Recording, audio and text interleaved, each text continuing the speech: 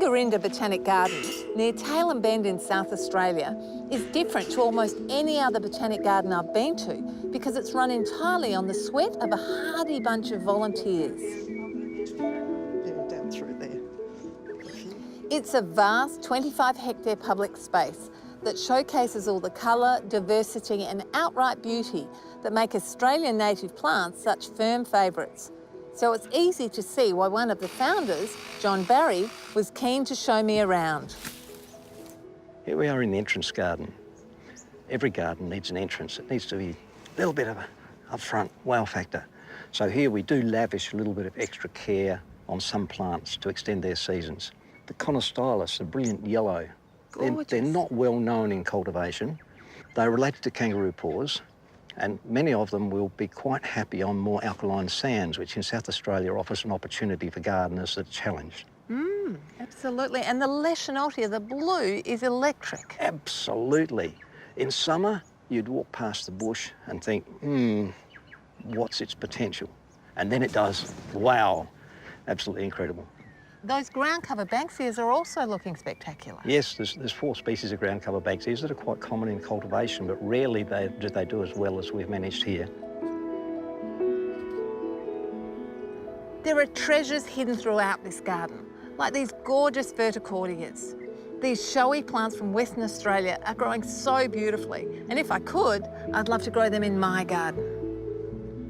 I believe this is one of the most important parts of the garden because it captures a lot of our local species that are from highly modified areas in the dry agricultural regions, including the Murray-Mallee. We've got wonderful plants like behind us, Halgania, Cyanea. There's another Halgania up there that is at home in limestone quarries more so than garden culture. Wow. The pig face, really nice.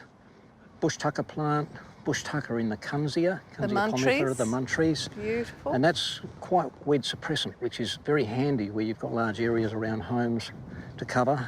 And here we've got a beautiful little Herbaceae sericea, subspecies sericea. It's a grey foliage form with the brilliant guinea flowers, the golden flowers on it. And these are all planted in association like you would find them out in nature. And these are threatened by farming practices or land management practices? Yes.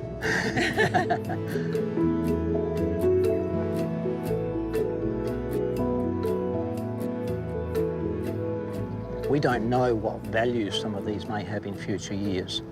A lot of native plants have been looked at for bush food. Others have been looked at as medicine. There's some very strong antibacterials coming out of some. If we lose those before we have a chance to investigate them, that's a pity. Aside from the just sheer heartfelt, it's native and it's vulnerable and we need to do something about it, and here we are.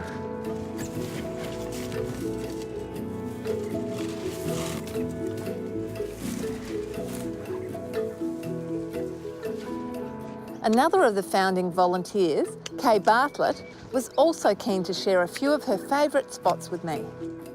This part of the garden was planted in 2000 when the Olympic flag went past Tailem Bend, and we had a grant for 2,000 trees to be planted. Wow. And we got involved with the school children and they helped plant.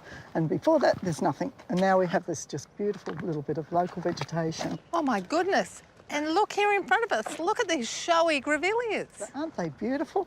This is Grevillea banksii in the 2 colours. And you know, we're not watering those, and that seems incredible for East Coast plants, doesn't it? It does, here in our summer dry climate, to be thriving so well. Yes, they've just done so well.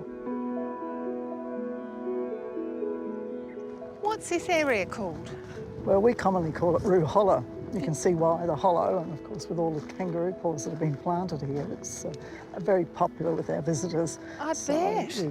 We do apply a little bit of water to it to make them look really good, and a bit of fertiliser as well, because they do need that, I think, to flower like they're flowering here at the moment. Absolutely, but what a display, and I guess they'd be in flower for 3 or 4 months at least. Yes, you can see the big flowers are just coming into flower. Pangarinda is more than a botanic garden. It's a special place that means a lot to its volunteers. You get wonderful comments from people, and it's what you're achieving here is, I think, what we like to see. Growing plants that are just almost non-existent in the wild now, which is something that is really unique.